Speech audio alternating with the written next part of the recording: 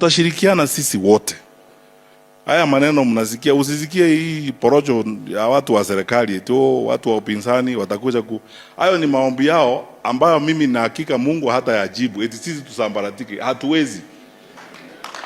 Tutaendelea kuzungumza pamoja, tunafanya kazi sisi wote pamoja, tunazungumza na wale ndugu zangu wengine, Mheshimiwa Kalonzo Musyoka, Mheshimiwa Rigathi Gachagua, Mama Martha Karua, ndugu yangu Eugene Wamalwa, ndugu yangu George Natembea, na wale wengine wengi viongozi wa vyama ambao wako huko akina Peter Munya wa PNU.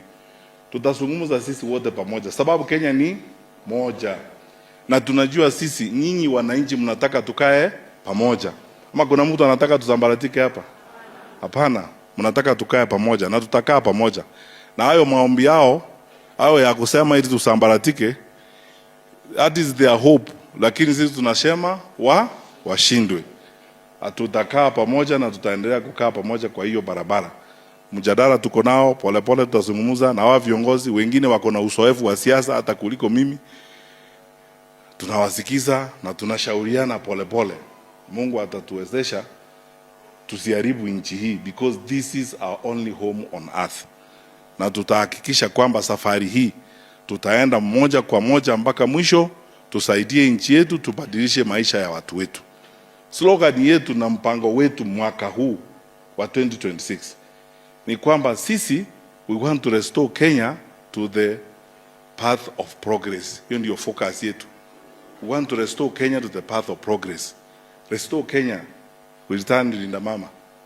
We return free education the way it was basic education. We return a secure country that is predictable. Si haya mambo unaona hapa eti watu wanapewa vitambulisho foreigners who are not Kenyans. Si mnajua hiyo maneno? Eti kwa sababu watu fulani wanataka kutafuta namba za kura.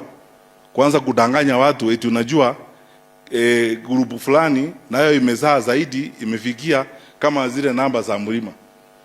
Ushetani kama huo na ushenzi kama huo Mungu hatakubali. Sisi tukae imara, tuchunge nchi yetu. Na hakika Mwenyezi Mungu atatusaidia, tutaenda na tutasimama imara kwa haya maneno.